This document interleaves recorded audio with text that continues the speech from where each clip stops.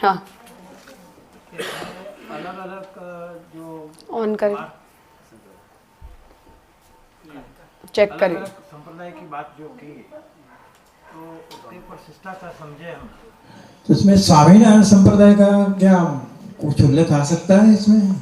क्योंकि ये भी एक संप्रदाय है और कितना पुराना है वो तो अभी मैं नहीं जानता, 200-300 साल पुराना होगा वो शायद, तो उसका क्या महत्व है, कुछ है इसमें? इतिहास ये कहता है कि सहजानंद स्वामी स्वयं कृष्ण भक्त थे। अब उन्होंने अपना स्वतंत्र संप्रदाय चलाना चाहा था या केवल कृष्ण भक्ति के मार्ग में सब लोगों को प्रेरित करने की एक भाव परंपरा है, क्योंकि अपने यहाँ ऐसे भक्ति की भाव परंपराएं भी बहुत हैं और ऐसा नहीं है कि वो अप्रमाणित हैं, पर वो तो मार्गियों की अपनी जिम्मेदारी है कि वो उसे प्रमाणित करें कि आप भाव परंपरा में हो या आप संप्रदाय हो। तो हरिवंश जी के भी भाव परंपरा चलती है, हरिदास जी की भी भाव परंपरा चलती है, वारकरी संप्रदाय भी पूरा पांडुरंग विठलनाथ जी की भाव परंपरा पर चलता है, जगन्नाथ जी का भी जो पूरी परंपरा है वो भी भाव परंपरा से चलती है, जगन्नाथ जी में दृढ़ भक्ति वाले लोग। तो ऐसी अपने यहाँ जैसे ये सब शुद्ध आचार्यों के संप्रदाय हैं, ऐसी भाव परंपराएं भी हैं जिनमें हमने भक्तों का अनुसरण किया हो, उत्तम भक्तों का। तो सहजानंद स्वामी स्वयं कृष्ण भक्त हैं, इस बारे में कोई संशय नहीं है किसी को भी। विकृति हर स्थान पर आती है, हमारे यहाँ आई है सो उनके वहाँ भी आई है।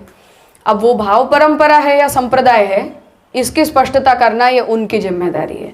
अभी तक की जो स्थिति वो है कि इस बारे में उनकी तरफ से कोई स्पष्टता नहीं है, ठोस स्पष्टता नहीं है जिसके आधार पर हम उन्हें संप्रदाय कह सकें।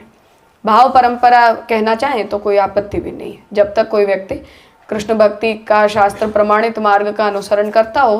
तो कोई भी शिष्टाचार है तो शिष्ट हैं, कोई उत्तम भक्त हैं, उनका हम अनुसरण करें तो ऐसे वारकरी परंपरा भी चलती है, उनका हम आदर करते हैं, उसमें कोई आपत्ति का विषय नहीं है।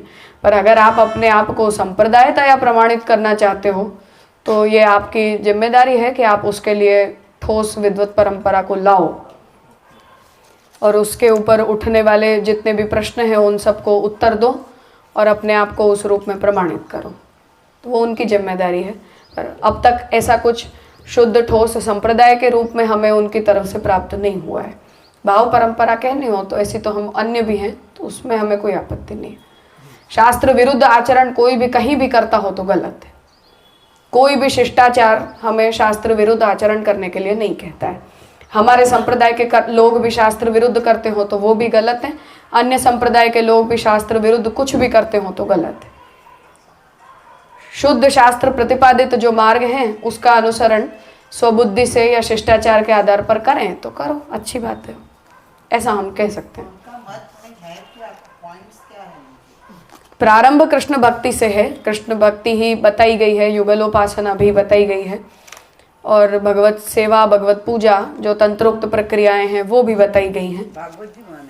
मूल जो वैष्णव परंपरा है, पर संप्रदाय कहना वो अभी तक इस बारे में प्रमाणित नहीं है, इसलिए वो उनकी रिस्पॉन्सिबिलिटी है कि वो उसे संप्रदाय के रूप में प्रमाणित करें। डिफरेंस क्या हुआ उनका, स्पेशल नाम ऐसे करना? वही मैं कह रही हूँ कि वो उन्होंने खुद से किया है, कोई और ने नहीं किया है।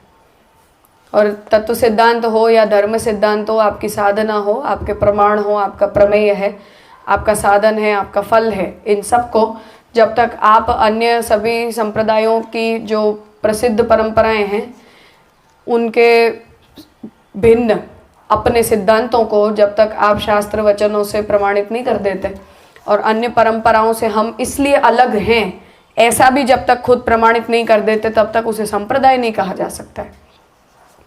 भाव परंपरा के रूप में कह सकते हैं। ऐसी भाव परंपराएं हैं, बहुत हैं भारत में। ये स्वामीनारायण संप्रदाय के जो है वो सब स्वामीनारायण मतलब ये इनकी सहजानंद स्वामी की पूजा में ही सब वो विकृति है, जैसे अपने यहाँ वल्लभ परम संप्रदाय चलता है ना, ऐसे जो ठाकुर जी की सेवा नहीं करके महाप्रभु जी की करने लगते हैं। कोई कृष्ण के भी भक्त वहाँ पर मिलेंगे कि नहीं मिलेंगे? हर जगह कम मात्रा में शुद्ध लोग होते हैं और ज्यादा मात्रा में विकृत होते हैं, ऐसा उनके पास भी है। पर जो मूल जो बात है वो सहजानंद स्वामी कृष्ण भक्त थे, इस बारे में किसी को कोई संशय नहीं है। अब कृष्ण को छोड़ के और आप उनके पीछे लग जाओ, ऐसे अपने यहाँ ठाकुर जी को छोड़ के गोकुलनाथ जी के पीछे लगने वाले लोग हैं, ठाकुर जी को छोड़ के जय गोपाल जी के पीछे लगने वाले भी लोग हैं, ठाकुर जी को छोड़ के महाप्रभु जी के पीछे लगने वाले भी लोग हैं, दामोदर दास जी के पीछे लगने वाले भी लोग हैं। तो ऐसी विकृतियों की कमियां कहीं नहीं होती हैं, ऐसा वहां भी हो गया है। तो एज ऑफ टुडे इसको संप्रदाय नहीं बोल सकते हैं, हम नहीं कह सकते हैं, तो परंपरा है वो, भाव परंपरा है। वो परंपरा। शास्त्र शास्त्र विरुद्ध अंश का कोई भी अनुसरण करे तो गलत है, कोई भी XYZ करे ऐसा कह सकते हैं, तत्व विचारधारा नहीं है, लेकिन वो अन्यों के सामने उसे कैसे उपस्थित करें और दूसरे सिद्धांतों से वो अलग कैसे है, इसका कोई जवाब नहीं है। उन्होंने इनिशिएट किया है, भाष्य भी प्रकाशित किया है, परंतु वो अच्छा नहीं है कहने का अर्थ है। दूसरे आचार्यों से आप क्या अलग कहना चाहते हो, इसका कोई जवाब नहीं है। तो जब तक वो नहीं है तब तक उसे हम संप्रदाय का टाइटल नहीं दे सकते। भाव परंपरा है, शास्त्र विरुद्ध कुछ नहीं करते हो तब तक कोई आपत्ति का विषय नहीं है। दरेक जगह लग गई गए। वो तो हमारे ऊपर भी और वहाँ भी, सबके ऊपर इक्विवेलेंट। शिक्षापत्री है सहजानंद स्वामी की, वहाँ उन्होंने कृष्ण भक्ति का ही उपदेश दिया है। भागवत मार्ग है, वैष्णव मार्ग है, ऐसा ही वो उपदेश देते हैं, पर उन्होंने वहाँ अपने प्रमाण प्रमेय साधन फल की व्यवस्था को इंडिपेंडेंट है और अन्यों से अलग है, ऐसा कोई वचन उन्होंने नहीं कहा है। जैसे अपन निष्काम पर डटे रहे हैं, हम ये बताते हैं कि हम रामानुजाचार्य जी के मत से हम ये अलग कहते हैं, या मध्वाचार्य जी के सिद्धांत से हम ये अलग कहते हैं, तब तो आपका भेद होता है। अगर आप वही सिद्धांत कहते हो तो आप उसी संप्रदाय का पार्ट हो, भिन्न नहीं हो। और जो भाव परंपराएं होती हैं वो प्रमाण प्रमेय साधन फल के भेद की आवश्यकताएं नहीं रखती हैं, ये केवल कोई उत्तम भक्त का अनुसरण है। तो वारकरी संप्रदाय भी, वारकरी परंपरा भी पूरी ऐसे भक्तों के अनुसरण पे चलती है। वो कहाँ है वारकरी? महाराष्ट्र में। तो तुकाराम जी और ज्ञानेश्वर जी की जो भाव परंपरा है उसका वो लोग अनुसरण करते हैं, संकीर्तन करते हैं और विठलनाथ जी की भक्ति करते हैं। अच्छी बात है, कोई आपत्ति नहीं है, पर आप उसे संप्रदाय कहने लगोगे तो आपत्ति होती है। ऐसी ब्रज में हरिदास जी, हरिवंश जी की भी भाव परंपराएं हैं ही, उत्तम भक्त हैं वो, तो वो लोग हरिदास जी के कीर्तनों का चिंतन करते हैं, उन्हें ही सिद्धांत मानते हैं। अच्छी बात है, कोई समस्या की बात नहीं। शास्त्र विरुद्ध आचरण वहां नहीं आना चाहिए, मूल बात इतनी है।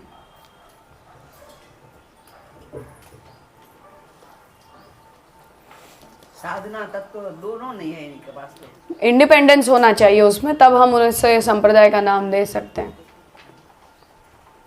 આપણે જેટલું અહીંયા વિરુદ્ધનું એટલું પ્રસાર પ્રચાર નથી, એટલું એમનું સ્વામિનારાયણ તો દરેક જગ્યાએ છવાઈ ગયા છે। जहाँ भी विकृति होती है उसका विस्तार होता है, शुद्ध होते हैं उनका विस्तार नहीं होता है, और विस्तार होना भी नहीं चाहिए, किया ही नहीं जा सकता है, संभावना ही नहीं है उसकी कोई।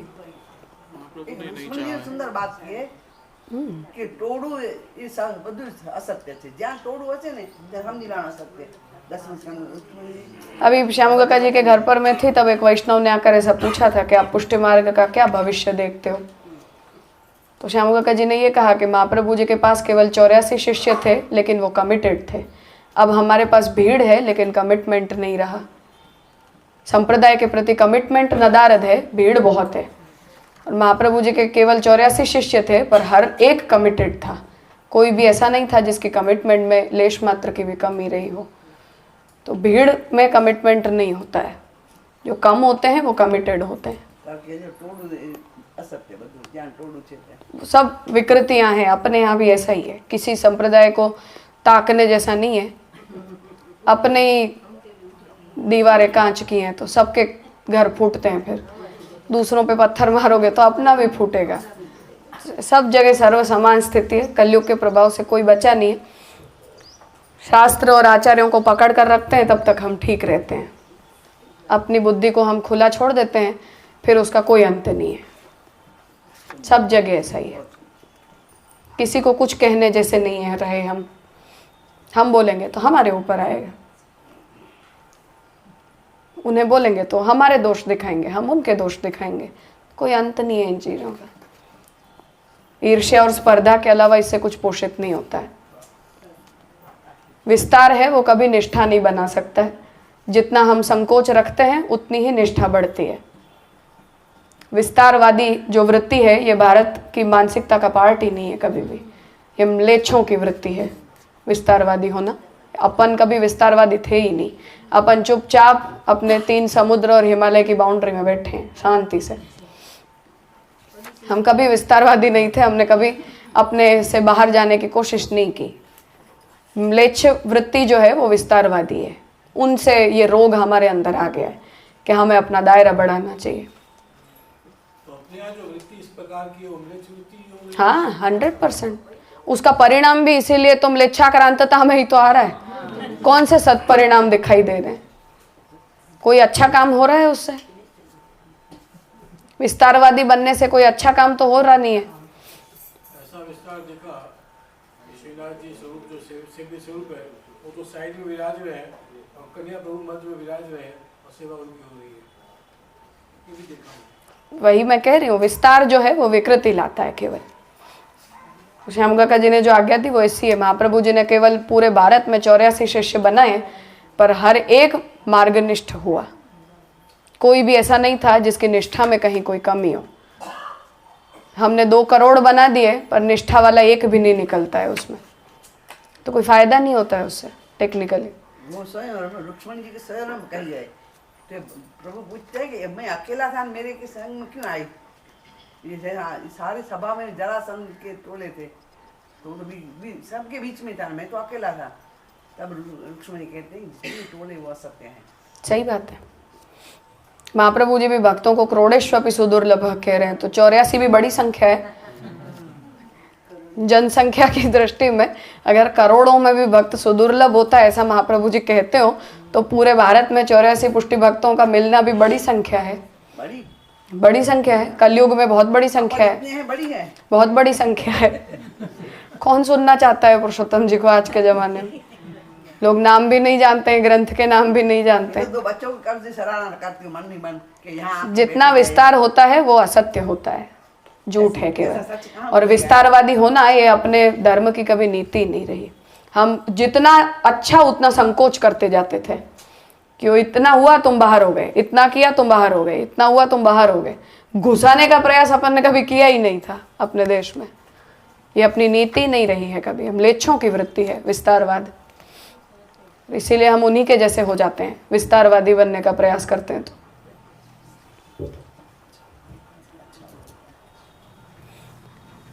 अब आगे पुरुषोत्तम जी ये विषय ले रहे हैं कि अथवा श्री कृष्ण इति नामाक्षराणाम एव मंत्रत्वम शिष्टानाम पंचाक्षराणाम उपदेशार्थता एव। अब जो बात हम कल कर रहे थे कि अपनी शरणागति आत्मनिवेदन से व्यतिरिक्त शरणागति नहीं है, उसे पुरुषोत्तम जी यहाँ से उठा रहे हैं। तो आत्मनिवेदन मंत्र ऐसा है कि जिस पर ऐसी चर्चा की नहीं जा सकती है, इसलिए शरण मंत्र के अर्थ का जितना विस्तार पुरुषोत्तम जी ने यहाँ किया ऐसा आत्मनिवेदन के मंत्र का पुरुषोत्तम जी ने नहीं किया है, किया नहीं जा सकता है। पर आत्मनिवेदन मंत्र के ऊपर आपकी जो टीका है वहाँ पुरुषोत्तम जी ने किया है, तो वहाँ से उसे देख सकते हैं।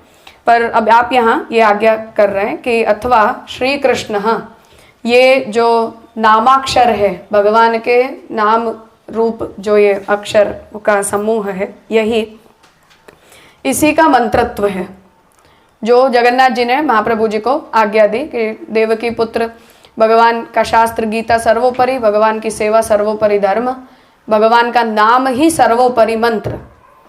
उस आज्ञा को ध्यान में लेके पुरुषोत्तम जी ये कह रहे हैं कि श्री कृष्ण इति नामाक्षराणाम एव मंत्रत्वम, भगवान का नाम ही अपने आप में सर्वोपरि मंत्र है।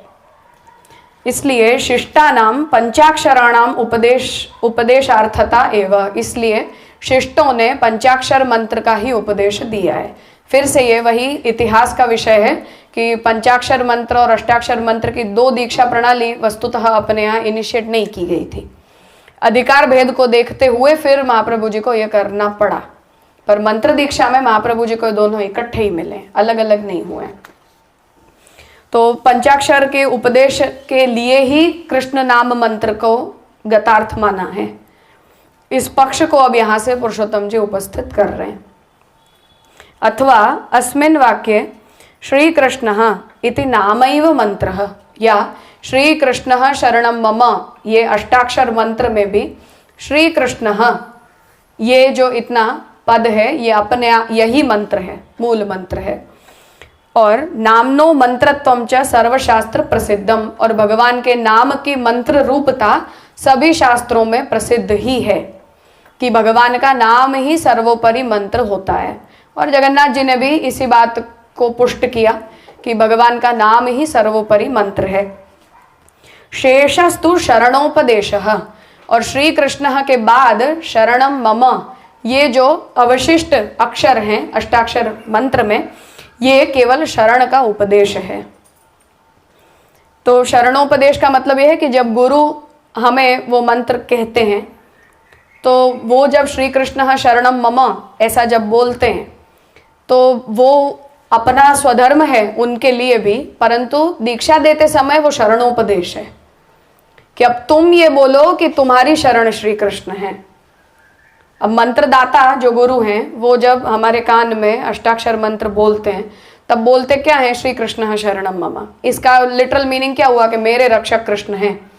तो अब ये आप अपना धर्म बता रहे हो या हमें दीक्षा दे रहे हो, बात आई समझ में। तो श्री कृष्ण शरणम मम गुरु जब उच्चारण करेगा तो उसका अर्थ क्या हुआ कि मैं गुरु हूं तो मेरी शरण श्री कृष्ण है, कृष्ण मेरे रक्षक हैं। अब मैंने जब शिष्य को इसकी दीक्षा दी है, मंत्रोपदेश जब मैंने शिष्य के प्रति किया, तो हम उसे अपना धर्म बता रहे हैं या उसके लिए कुछ नया धर्म बता रहे हैं मंत्रोपदेश की दृष्टि से।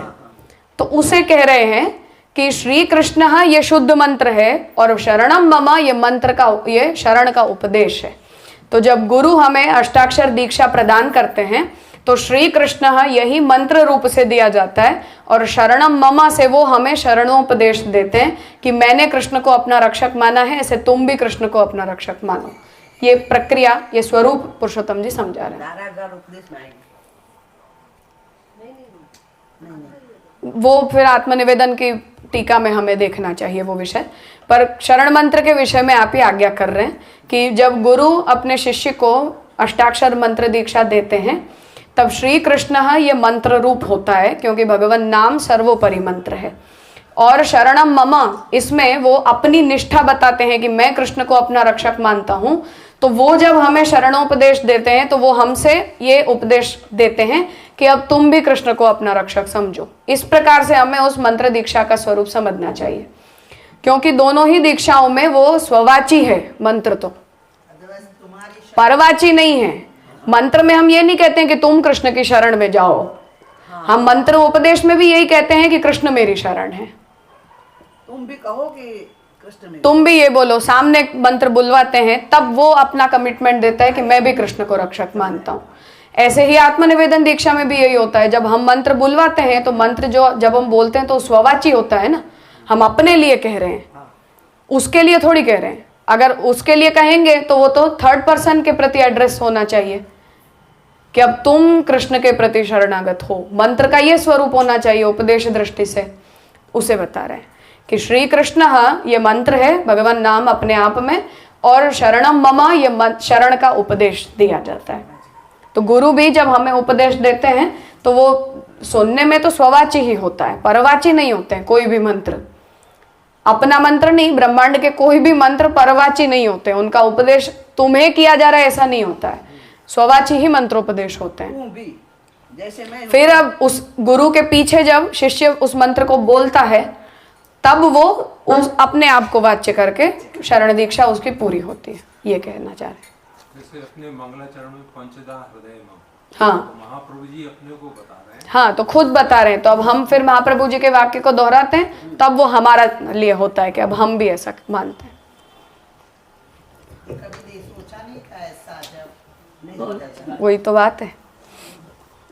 अतः एवं नाम दत्तम नाम प्राप्तम नामधारी इत्येव प्रसिद्धि ही इति न कोपि शंकालेशः इति दिक्। तो पुरुषोत्तम जी कह रहे हैं कि इसीलिए जब कोई दीक्षा देते हैं तो वो कहते हैं कि मैंने नाम दिया, नाम दत्तम। जो लेता है वो कहता है कि नाम प्राप्तम, मैंने इसे गुरु से प्राप्त किया, नामधारी, कि इसे इस नाम को मैंने अपने बुद्धि में अपने चित्त में धारण किया। तो ये जो शब्द हैं इसीलिए इनकी प्रसिद्धि इस तरह से होती है। तो नाम दत्तम नाम प्राप्तम मतलब कृष्ण नाम प्राप्तम, कृष्ण नाम दत्तम, कृष्ण नामधारी, ऐसा उसका अर्थ करते हैं हम। देने वाला कितना आनंद, लेने वाला कितना आनंद। तो इति नकोपि शंकालेशः, इसलिए अब शरण मंत्रोपदेश के विषय में कोई शंका का स्थान बचता नहीं है। इति दिक्, ऐसा कह के ये शरण मंत्र का जो पूरा विषय था उसका उपसंहार यहाँ पुरुषोत्तम जी कर रहे हैं। अब आगे से आत्मनिवेदन का विषय जो है वो यहाँ से प्रारंभ होता है। शरण मंत्रोपदेश का जो क्रम है वो यहाँ उसके विषय में जितना भी विचारणीय था वो यहाँ संपन्न होता है। अब अर्चा आएगी है ना। अब आत्मनिवेदन के विषय में जो भी हमारा मार्गीय निर्णय है उसका निरूपण पुरुषोत्तम जी यहाँ से प्रारंभ कर रहे हैं। तो भक्ति मार्गाधिकार संपादकात्म निवेदनावश्यकता, तो अब भक्ति मार्ग में अधिकार का संपादन करवाने वाली आत्मनिवेदन दीक्षा की आवश्यकता का वर्णन पुरुषोत्तम जी प्रारंभ कर रहे हैं। तो इससे हमारा शरण मार्ग में प्रवेश शरण मंत्रोपदेश प्राप्त करने से होता है, पर शुद्ध भक्ति मार्ग में हमारा जो प्रवेश है वो आत्मनिवेदन दीक्षा से ही होता है। इसलिए अब आत्मनिवेदन दीक्षा को प्राप्त करने की आवश्यकता का वर्णन पुरुषोत्तम जी आगे करने जा रहे हैं। एवमेव वैष्णवानां हरेः अर्चा तपस्या च श्रुतौ श्रुता, तो वैष्णवों के लिए हरि की अर्चा अर्थात अर्चना पूजा, तपस्या तो भगवदर्थ तप, श्रुतौ श्रुता उसे सुना गया है, कहा भी गया है। वैष्णव त्वं गृहे तिष्ठ कुरु कृष्ण पदार्चनम, क्या सुना गया है कि हे वैष्णव तुम अपने घर में रहकर कृष्ण के चरणों की अर्चना करो, परिचर्या करो। जो श्रवण कीर्तन स्मरण के बाद जो चौथा धर्म परिचर्या का धर्म बताया जाता है वो तो ब्रह्मवैवर्त में, अब यहाँ भी देखो गृहे,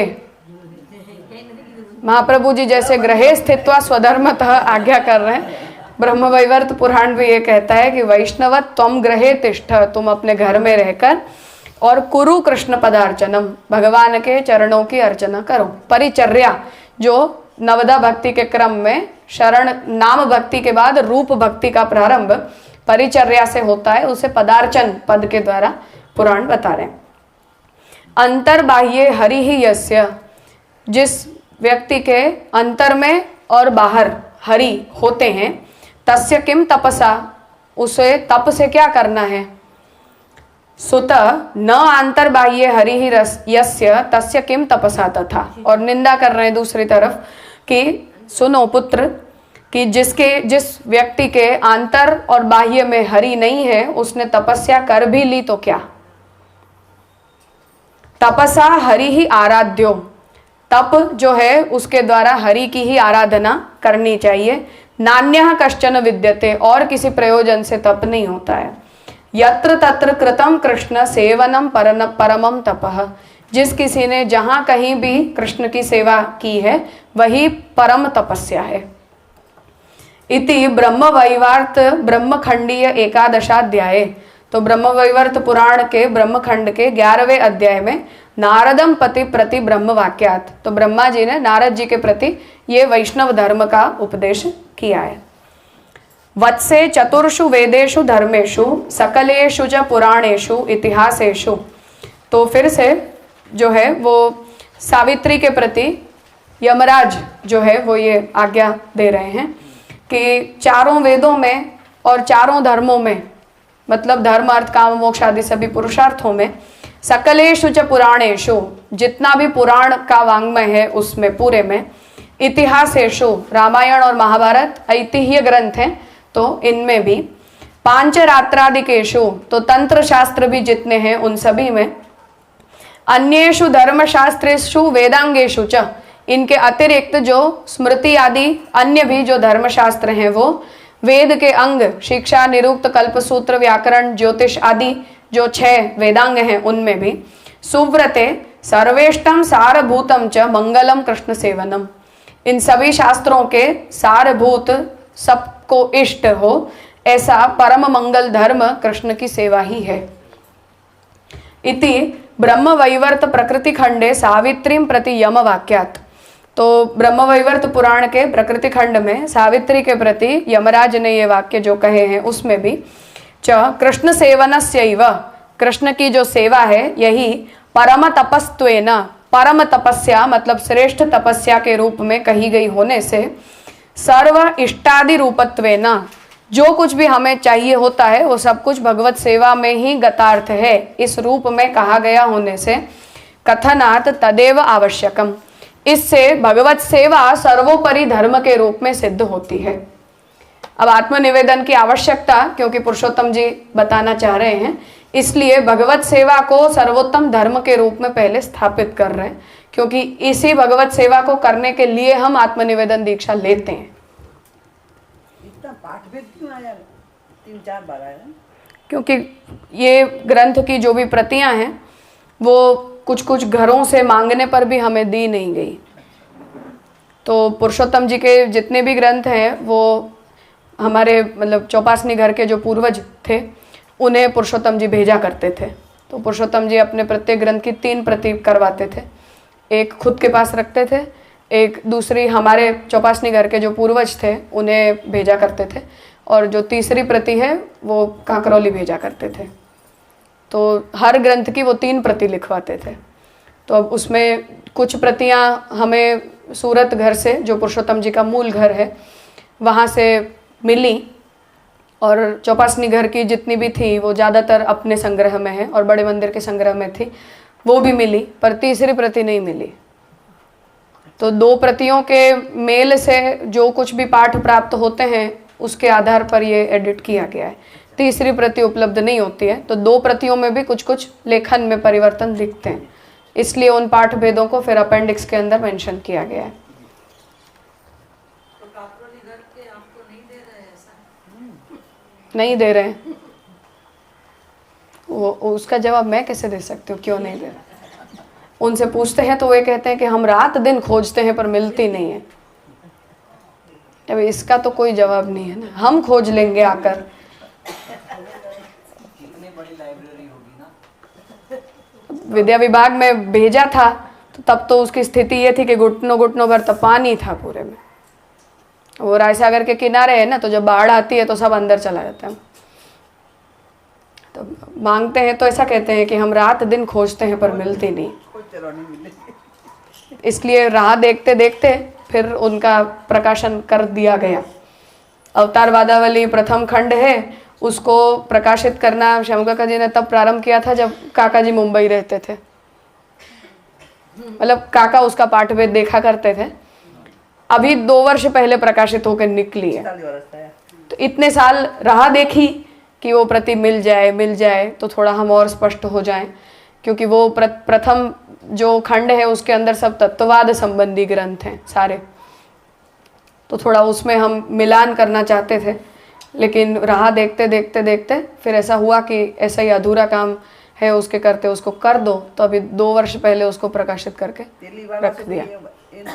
नहीं दे तो उसका तो कोई वो नहीं है ना, खुद कर लो तब भी कोई समस्या नहीं है, पर उन्हें लगता है कि हम उसका श्रेय ले जाते हैं ना, तो नहीं देंगे। अच्छा, सावित्री का जो यम वाक्य है वो तात्पर्य क्या हुआ, मैं समझ नहीं। कृष्ण सेवा परम धर्म है ऐसा। नहीं तो उनका तो एपिसोड वही है ना कि उन्होंने मांगा यमराज से, उससे कुछ कनेक्शन होगी। अब सावित्री कैरेक्टर तो वही है ना, पर यमराज जब सावित्री को मोक्ष मार्ग बताते हैं तब वो ये उपदेश देते हैं कि भगवत भक्ति से उत्तम फल होता है। पति भक्ति सुंदरी, तो उन्होंने तब उनके पति के लिए क्या उससे डाइवर्ट करने के लिए ये बोल रहे हैं? अंग रूप बनाना चाहिए दोनों धर्मों को, हमें विपरीत धर्म नहीं है वो, तो अंग बनाना चाहिए। अंगी बन गया ना। तो तस्य च कायिकादि व्यापार रूपस्य, अब ये जो कृष्ण सेवा कृष्णाराधन है उसका एक कायिक व्यापार होता है। तो कुछ आंतर धर्म होते हैं सेवा के और कुछ बाह्य धर्म होते हैं, तो उसके जो कायिक वाचिक मानसिक ये सब सेवा के बहुत सारे व्यापार हैं। व्यापार का मतलब होता है क्रिया, सप्रयोजक क्रिया, पुरुषार्थ पर्यवसायी क्रिया। तो व्यापार रूपस्य लिंग पुराण के अंदर और गरुड़ पुराण में इसका भक्ति शब्द से सेवा की परिभाषा जो महाप्रभु जी ने निबंध में भजतिन धातु से बताई है उसे समझा रहे कि भज इत्येष धातु वही सेवायाम परिकीर्तितः। तो भक्ति जो पद है वो भज धातु और तिन प्रत्यय से बनती है। तो इसमें जो भज इत्येष धातु ये जो धातु है उसका अर्थ सेवा होता है। तस्मात् सेवा बुधई ही प्रोक्ता, इसलिए बुद्धिमानों ने भगवत सेवा का उपदेश दिया है भक्ति शब्देन भूयसी, क्योंकि वो भक्ति शब्द से सेवा ही उसका अर्थ होता है। ये लिंग पुराण और गरुड़ पुराण के वाक्यों को यहाँ पुरुषोत्तम जी कायिक व्यापार में सेवा तप केवल आंतर व्यापार नहीं है परंतु उसका बाह्य व्यापार भी है, ये बताने के लिए इन वचनों को आप यहाँ ले रहे हैं। इति गारुड़ समाप्ति दशास्थ विष्णु भक्त्यध्यायास्थ वाक्यात।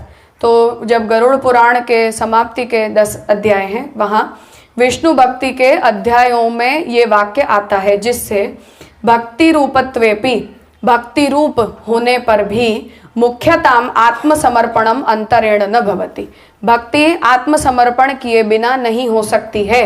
ये गरुड़ पुराण के इस वाक्य का तात्पर्य पुरुषोत्तम जी बता रहे हैं कि भक्ति जो है वो आत्मनिवेदन के अतिरिक्त की नहीं जा सकती है। तो आत्मनिवेदन के बिना हम जो करते हैं वो भक्ति नहीं है और आत्मनिवेदन सहित करते हैं वही भक्ति है, ऐसा उसका तात्पर्य पुरुषोत्तम जी यहाँ से निकाल रहे हैं। एकादशीय एकोनविंशाध्याय, तो भागवत जी के 11वें स्कंद के 19वें अध्याय में पुनश्च कथयिष्यामि मद्भक्तेः कारणम परम। तो भगवान उद्धव जी से कहते हैं कि मैं फिर से तुम्हारे प्रति मेरी भक्ति को उत्पन्न करने के कारणों को अर्थात भक्ति के साधनों को कह रहा हूँ। ऐसा भगवान संकल्प करते हुए प्रेम भक्ति परम कारण कथनम प्रतिज्ञाय, प्रेम भक्ति को उत्पन्न करने के या वर्धित करने के परम कारण मतलब साधनों को बताने की प्रतिज्ञा करते हुए श्रद्धा अमृत कथायाम में, तो प्रथम साधन भगवान बताते हैं कि मेरी जो अमृत कथा है उसमें तुम्हारी श्रद्धा होनी चाहिए, मतलब श्रवण कीर्तन स्मरण को धर्म बताया। इत्यादि ना श्रवण कीर्तनादीन उपदिशता, तो भगवान ने भक्ति के साधनों में नवदा भक्ति का जो उपदेश किया है वहां आप श्रवण कीर्तन स्मरण का उपदेश करते हुए भगवता समाप्तौ, जब इस उपदेश का भगवान समापन करते हैं तब एवं धर्मैहि मनुष्याणाम उद्धव आत्मनिवेदिनाम, तो वहां भगवान ने नवदा भक्ति के सभी साधनों का परिचर्या आदि आत्मनिवेदन पर्यंत के जितने भी साधन हैं श्रवण से लेकर आत्मनिवेदन पर्यंत नवदा भक्ति के सभी साधनों का भगवान ने उपदेश देते हुए समाप्ति में ये कहा कि ये जो धर्म साधन मैंने बताए ये आत्मनिवेदी मनुष्यों के धर्म हैं। जिन लोगों ने भगवान के प्रति आत्मनिवेदन किया है उनके ये धर्म मैंने कहे हैं। तो एवं धर्मै ही मनुष्याणाम उद्धव आत्मनिवेदिनाम मयि संजायते भक्ति ही, तो इन आत्मनिवेदियों के बताए गए धर्मों का अनुसरण करने पर मेरे प्रति भक्ति होती है। अर्थात सिद्धांत भक्तिवर्धिनी के सिद्धांत के हिसाब से भक्ति प्रवृद्ध होती है, बीज भाव दृढ़ होता है। संजायते का अर्थ यहाँ उत्पन्न होता है ऐसा नहीं किया जाता है हमारी सिद्धांत के हिसाब से। तो संजायते में भगवान में भक्ति पैदा होती है ऐसा इसका हम अर्थ नहीं करते। जो बीज भाव के रूप में भक्ति रही हुई है वो इन साधनों से प्रवृद्ध होती है। तो संजायते भक्ति ही कोन्यो अर्थोस्य अवशिष्यते, और ऐसा जो व्यक्ति जिसके हृदय में इन आत्मनिवेदित धर्मों का अनुसरण करने से भक्ति प्रवृद्ध हो जाती है, ऐसे मनुष्यों के लिए और क्या धर्म शेष रह जाता है। चतुश्लोकी में जो महाप्रभु जी का वाक्य है उसी टोन में भगवान भी ये आज्ञा दे रहे हैं। इति आत्मनिवेदनस्य अधिकार रूपता बोधनात्, तो इन धर्मों में अधिकार किसका है? जो आत्मनिवेदी है उसी का, अन्यों का नहीं। बिना आत्मनिवेदन के इन धर्मों में अधिकार नहीं है, ये पुरुषोत्तम जी यहाँ कहना चाह रहे हैं। तो भगवान ने जो समापन में ये कहा कि ये जो भी भक्ति प्रवृत्ति के धर्म मैंने बताए हैं ये एवं धर्म ही मनुष्याणाम आत्मनिवेदिनाम, तो मनुष्याणाम और आत्मनिवेदिनाम ये समान विभक्त्यंत पद होने के कारण एक दूसरे से संयुक्त हैं। तो मनुष्याणाम आत्मनिवेदिनाम, तो ये जो मनुष्यों का विशेषण है, किनके? आत्मनिवेदी मनुष्यों के ये धर्म है। दर्पण बताया, लिख लो। हाँ, तो पुरुषोत्तम जी यहाँ ये कह रहे हैं कि ये जो भगवान ने धर्म इन कारिकाओं में बताए हैं, ये आत्मनिवेदियों के धर्म हैं। तो उसे आप यहाँ समझा रहे हैं कि इति आत्मनिवेदन से अधिकार रूपता बोधनात्, तो इन धर्मों का अनुसरण में योग्यता उन्हीं की है, उन्हीं का अधिकार है जो आत्मनिवेदी हैं, अन्यों का नहीं है। इससे आत्मनिवेदन की आवश्यकता सिद्ध होती है, ये आपका तात्पर्य है। अपने आप में देख लो। मतलब कौन से धर्म जो 19वें अध्याय में बताया भगवान ने इतने श्लोक में जो साधन बताए वो सारे। तद अभावे न, आत्मनिवेदन के अभाव होने पर, अधिकाराभावे न, अधिकार का अभाव होने से, अधिकार योग्यता का अभाव होने से, कृतस्यापि श्रवणादेहे, कर भी लो, यदि श्रवण आदि जो साधन बताए गए हैं उन्हें यदि कर भी लिया जाए तब भी मुख्यत्व से अशक्य वचनत्वात्, फिर भी वो मुख्य साधन के रूप में तो अशक्य ही हैं, उन्हें मुख्य साधन रूप तो कहे नहीं जा सकते, ऐसा पुरुषोत्तम जी यहाँ आज्ञा कर रहे हैं। हाँ, तो आत्मनिवेदी का ये भक्ति कहा, तो फिर जो शरणागति मंत्र रहते हैं उनका क्या करना? वो पहले भगवान ने कहा, पुरुषोत्तम जी ने जो कहा कि शरणागति बिना आत्मनिवेदन की हमारे संप्रदाय में नहीं होती है। नहीं, मतलब शरणागति के बाद में ही आत्मनिवेदी बनेंगे, पर कई जन जैसे शरणागति में ही रुक गए, 84 वैष्णव में भी जैसे आती है बात। कल मैंने उसके लिए कहा था कि मजबूरी में जो लोग ऐसे रुक जाते हैं उनका आत्मनिवेदन या तो मानस धर्म बन जाता है या आगे के जन्मों में उनका आत्मनिवेदन धर्म में अंगीकार होता है, परंतु वो आत्मनिवेदन रूपा यदि वो शरणागति नहीं है तो वो पुष्टि भक्ति नहीं हो सकती है। पुष्टि भक्ति नहीं हो सकती है। भक्ति के अन्य प्रकार हो सकते हैं पर वो पुष्टि भक्ति नहीं हो सकती है।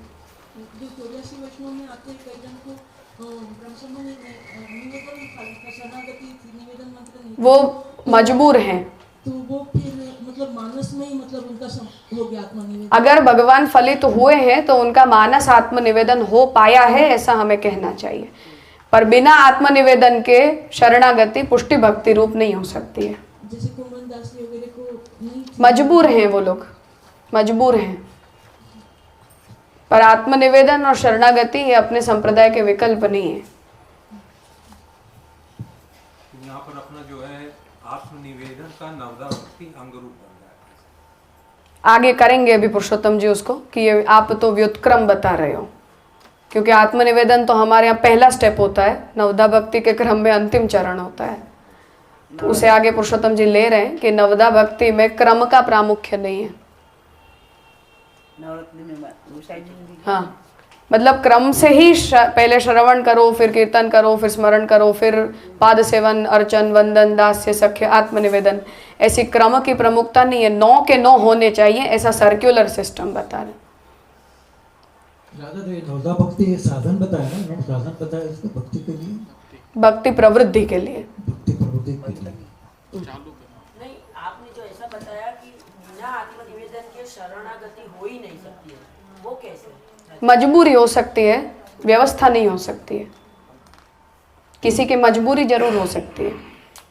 अब उनकी जो मजबूरी है वो यदि उनके हृदय में अत्यधिक विप्रयोग बढ़ा दे और भविष्य में उनके हृदय में ऐसा आंतर आत्मनिवेदन का भाव बन जाए तो भगवान उन्हें आंतर आत्मनिवेदन को भी मजबूरी की स्थिति में भक्ति मान सकते हैं, या इस जन्म में कोई प्रत्यवाय के कारण उन्हें भगवत सेवा का मौका नहीं मिल पाया तो आगे के जन्म में मिलने की संभावना है, भविष्य में मिलेगा, अभी नहीं तो आगे जाकर मिलेगा।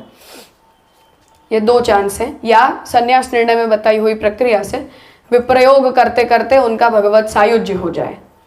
परंतु पुष्टि भक्ति का जो प्रमुख कल्प है वो तो भगवद रूप सेवार्थम तत्सृष्टि ही नान्यथा भवेत, इसको हम बदल नहीं सकते हैं। तो शरणागति अपने यहाँ आत्मनिवेदन रहित नहीं हो सकती है। किसी की मजबूरी हो सकती है पर चॉइस नहीं हो सकती है। कोई पुष्टि भक्त की ये चॉइस नहीं हो सकती है। आप ऐसा कह रहे हो कि अकेली शरणागति नहीं हो सकती? हाँ, नहीं हो सकती है। मजबूरी हो सकती है पर ये उस व्यक्ति का चयन नहीं हो सकता है। चयन है तो वो पुष्टि भक्ति नहीं है, कुछ और है। किंकर्य है तो पृथक शरण भी कह सकते हैं, पर उसमें भी वो आत्मनिवेदन मानस आत्मनिवेदन होता है, जो महाप्रभु जी ने षड्विधा शरणागति में आत्मनिवेदन को भी इंक्लूड किया ही है। तो अनुकूल से संकल्प प्रतिकूल से वर्जनम, वहाँ आत्मनिवेदनम षड्विधा शरणागति, तो आत्मनिवेदन व्यतिरिक्त शरणागति तो वहाँ भी महाप्रभु जी ने नहीं कही है। तो कहीं भी कोई भी भक्ति का सिद्धांत आत्मनिवेदन रहित शरणागति कभी बताता ही नहीं है। तो जिन लोगों के लिए मजबूरी के कारण वो कायिक नहीं हो पाती है, उन लोगों के लिए वो मनोव्यापार हो जाता है, चित्त से आत्मनिवेदित होते हैं वो। पर ऐसी अवस्था व्यसनावस्था पर पहुंचने पर संभव है, अन्यथा विकल्प या चयन की दृष्टि से शरणागति आत्मनिवेदन रहित हो ही नहीं सकती है कभी। है तो वो पुष्टि भक्ति तो नहीं ही है, कोई चांस ही नहीं है उसका। तो वैकल्पिक रूप से जो मानसिक सिद्ध हो गई तो फल क्या प्राप्त होगा फिर? विप्रयोगी अगर बन जाते हैं तो सायुज्य हो जाता है भगवान में, और संयोग रस का आंतर संयोग का अनुभव यदि सूरदास जी वगैरह को जैसे भगवान करवा रहे हैं, ऐसा आंतर संयोग का अनुभव यदि भगवान उन्हें करवाते हैं तो संभव है कि गोलोक धाम में जाकर उन्हें फिर भगवत सेवा का चांस मिले। पर ज्यादा करके जो ऐसे जो लोग होते हैं उनका भगवत सायुज्य होता है। विप्रयोगियों का तो स्पष्ट सायुज्य होता है, वो तो संन्यास निर्णय के वचन से स्पष्ट ही है। पर सूरदास जी जैसे जो आंतर संयोग का अनुभव करने वाले होते हैं, आत्मनिवेदी ही हैं वो लोग भी, पृथक शरण मार्गी नहीं है। ठीक है, पृथक शरण मार्गी का उदाहरण नहीं है ये लोग। पृथक शरण मार्गी तो नादारी घोषित करने वाले लोग होते हैं, वो भी विप्रयोगी हैं। तो विप्रयोगियों का तो संन्यास निर्णय में महाप्रभु जी बता ही रहे हैं कि वो सायुज्य हो जाता है भगवान में। अब सूरदास जी के जैसे जो लोग आंतर संयोग का अनुभव करने वाले होते हैं, उन लोगों के लिए दोनों संभावनाएं हैं। भविष्य में सेवा मिले कोई अन्य रूप से, ऐसा भी हो सकता है। वैकुंठ में भगवान अनुकूल देह प्रदान करके उन्हें सेवा का मौका दें, ऐसा भी हो सकता है। और मानस सेवा उनकी जो हो रही है उसी में सब कुछ गतार्थ है, ऐसा भी हम कह सकते हैं। पर बिना आत्मनिवेदन के वो फलित तो नहीं ही होने सकता है। ये तो पुष्टि भक्ति मार्ग में इसका कोई स्कोप ही नहीं है। पृथक शरण मार्ग भी आत्मनिवेदन से युक्त ही है, आत्मनिवेदन इज मस्ट, कंपल्सरी। पर महाप्रभु जी जिनको कहते थे कि आपका इतना ही अधिकार है, तो वहाँ क्या भेद? इस जन्म में नहीं है उससे ज्यादा अधिकार, आगे के जन्मों में मिल सकता है। सिर्फ शरण दीक्षा उनको स्वयं से महाप्रभु जी ने, वही मैं कह रही हूँ कि इस सूरदास जी और ये लोग सब ऐसे ही उदाहरण है ना।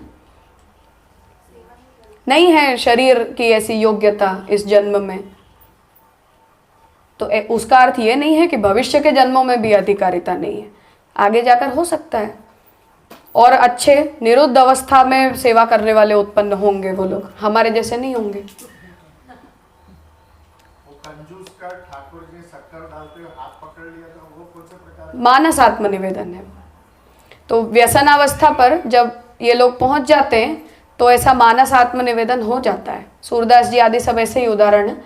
तो चित्त से वो कभी भी भगवत सेवा से व्यतिरिक्त नहीं थे, तो ठाकुर जी उन्हें अपने आंतर संयोग का अनुभव करवाते थे। हम वो बाह्य संयोग का अनुभव करते हैं। विप्रयोगी का अंतर संयोग अलग प्रकार का होता है, इन लोगों का अंतर संयोग अलग प्रकार का होता है। हमारा अंतर बाह्य दोनों इकट्ठा हो सकता है जब सेवा करता व्यसनावस्था पर पहुंच जाते हैं तब। पर इंद्रियों का, सकल इंद्रियों का भगवत विनियोग यदि भगवत रूप सेवा में नहीं होता है तो महाप्रभु जी की परिभाषा के अनुसार वो पुष्टि जीव नहीं बन सकता है। इसलिए अगर वो पुष्टि जीव है और कृष्ण उन्हें फलित हुए हैं तो रूप सेवा उन्होंने बाह्य नहीं तो आंतर पर की ही है, ऐसा हमें मानना ही पड़ेगा। अन्यथा पुष्टि प्रवाह मर्यादा वेद के महाप्रभु जी के वाक्य का कोई और अर्थ हमें सोचना पड़ेगा। तो भगवद रूप सेवार्थम तत्सृष्टि ही नान्यथा भवेत, ये महाप्रभु जी का स्पष्ट वचन है। इसलिए वो बाह्य नहीं हो पाता हो तो आंतर होता होगा।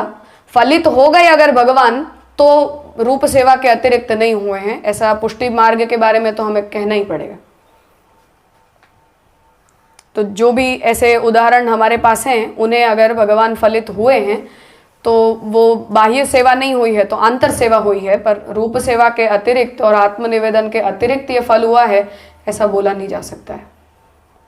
पुष्टि मार्ग की व्यवस्था में ऐसा नहीं बोला जा सकता है।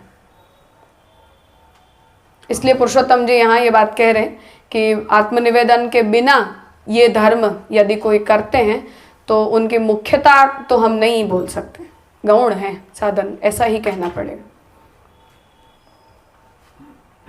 तो जो अष्टसखा है तो श्री साईं जी ने तो साक्षात उनको ये सेवा कीर्तन की दी थी कि तब प्रगट श्री गोवर्धन राज जी विराज रहे। उनके पास गृह सेवा का विकल्प नहीं था इसलिए कहा था। अगर वो घर में सेवा करने योग्य होते तो ऐसा नहीं कहा जाता। बहुत स्पष्ट सिद्धांत है। सूरदास जी को तो वो कीर्तन में आता है ना, प्रभु नंदन, तो वो आंतर संयोग है ना, बिना उसके तो वो आत्मनिवेदन है। मैं वही कह रही हूँ कि वो आंतर संयोग है ही, बाह्य नहीं हो पा रहा है शरीर के ऐसे अधिकार के कारण, पर आंतर संयोग है ही। और फलित अगर भगवान हुए हैं तो वो रूप सेवा के बिना हो ही नहीं सकते हैं। हाँ, भगवान में ही हुआ है ना। फल भेद अधिकार भेद से है, भाव भेद से है। इसलिए महाप्रभु जी पुष्टि प्रवाह मर्यादा भेद में प्राइमरी फल ये बताते हैं कि भगवान है वही फलम, पुष्टि जीव को भगवान ही फलित होते हैं। अब जिसका जैसा भाव, जिसका जैसा अधिकार, तद अनुसार कभी भगवान की चॉइस होती है और कभी भक्त की चॉइस होती है। नहीं करे दुखी नहीं जा जैसे उमन दास जी हैं, तो जब वो बादशाह आया तो श्री ठाकुर जी तो साक्षात उनकी गोदी में विराज रहे कि मैं आपको एक बात कहना है। तो सूरदास जी के गले में जो अटक गया तो साक्षात श्री ठाकुर जी पधारे और उनको तो ऐसे छत्रपुर दास जी है तो उनके साथ भी खेलते थे। फिर भागवत ये सब रूप सेवा है। हाँ, तो वो रूप सेवा, सब रूप सेवा है, सब रूप सेवा है, बाह्य अभ्यंतर दोनों हैं। इस तरह से हाँ, वही पुरुषोत्तम जी कहना चाह रहे हैं कि फलित होने की संभावना नहीं है, क्योंकि भगवद रूप सेवार्थम तत्सृष्टि ही नान्यथा भवेत, ये महाप्रभु जी के वाक्य पत्थर की लकीर है हमारे संप्रदाय के लिए। तो पुष्टि मार्ग में तो इसका कोई चांस नहीं है। जो संप्रदाय कोई ऐसी वैकल्पिक व्यवस्था देता हो तो वो वहां हो सकता है, हमारे लिए नहीं हो सकता है। तो आत्मनिवेदन ही हमारा प्राथमिक धर्म है। हाँ, तो वो रूप सेवा से ही हुआ है। वो रूप सेवा इस तरह ठाकुर जी ने अंगीकार की है। तराई के सब लोगों के लिए अलग अलग होते हैं, उनका ऐसा भाव, उनका ऐसा अधिकार। और नरहरि सन्यासी को भी महाप्रभु जी ने कहा ही था ना कि गोवर्धन नाथ जी प्रकट हुए हैं, आपका घर नहीं है तो यहाँ सेवा करो। तो उन्होंने कहा कि इतने सालों से पर्यटन परायण जीवन है, मेरी मन की वृत्ति इसके लिए तैयार नहीं है, नहीं रह सकता हूँ। तो भाव भेद है, अधिकार भेद है। तो उन्होंने कहा कि अच्युतदास को, तो उन्होंने कहा कि आप मानसी सिद्ध करवा दो और हम तो यते है पर्यटनम वरम ही करेंगे। यही हमारी वृत्ति हमें इसी तरह से प्रेरित करती है। बाकी महाप्रभु जी ने तो उन्हें भी सेवा का विकल्प दिया ही था। तो उन्होंने कहा कि हम तो पहले से ग्रह त्यागी हैं, इसलिए अब ग्रह सेवा तो बता ही नहीं जा सकती है, घर ही नहीं है तो ग्रह सेवा क्या बताएंगे। तो महाप्रभु जी ने कहा कि गोवर्धन नाथ जी प्रकट हुए हैं, यहाँ सेवा कर लो। तो उन्होंने कहा कि इतने वर्षों की आदत है, अब हम एक स्थान पर रह नहीं पाएंगे, हमारी मन की वृत्ति इसके लिए तैयार नहीं है। तो उन्हें ऐसा हुआ। पर वो बाह्य हो या अंतर हो, पर कृष्ण मिले हैं तो आत्मनिवेदन के बिना नहीं मिल सकते।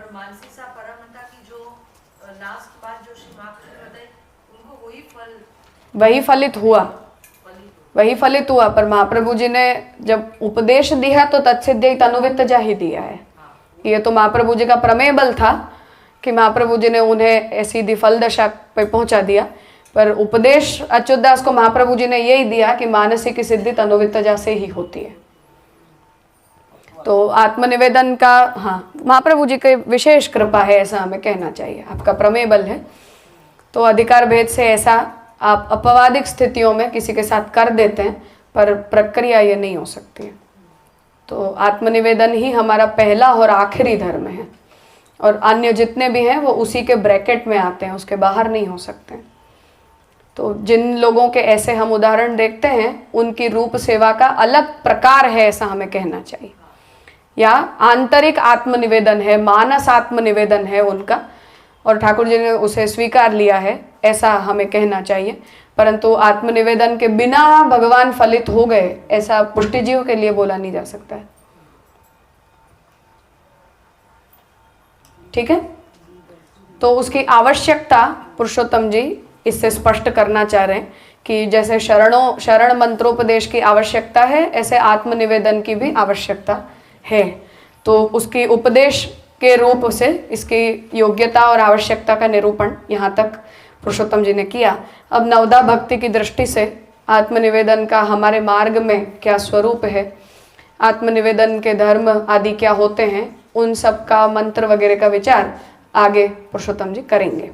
जैसा मैंने कहा कि शुद्ध मंत्र की व्याख्या आपने यहाँ नहीं की है, पर उसके अंगोपांगों की व्याख्या आपने इस ग्रंथ में की है। शुद्ध मंत्र की जो व्याख्या है वो मूल ब्रह्मसंबंध के ऊपर जब पुरुषोत्तम जी ने टीका लिखी है उसमें आपने की है, पद व्याख्या पूरे मंत्र की। तो ऐसे नहीं हो सकते नहीं, वो हम ऐसे नहीं कर सकते। तो ठीक है, भाव हमें समझ में आ जाना चाहिए, तो यहाँ से भी आ ही जाएगा। पुरुषोत्तम जी ने उसके जितने भी पैराफेरी की जो जितनी भी चीज़ें हैं उन सब का यहाँ बहुत स्पष्ट निरूपण आगे इस ग्रंथ में किया है। आगे का विषय हम कल सुबह लेंगे 10 बजे, कल हम प्रारंभ करते हैं। ठीक है, वहाँ आश्रय का पद होता है, कीर्तन का क्रम आगे होगा, इसलिए वहीं आगे का क्रम ले लेंगे।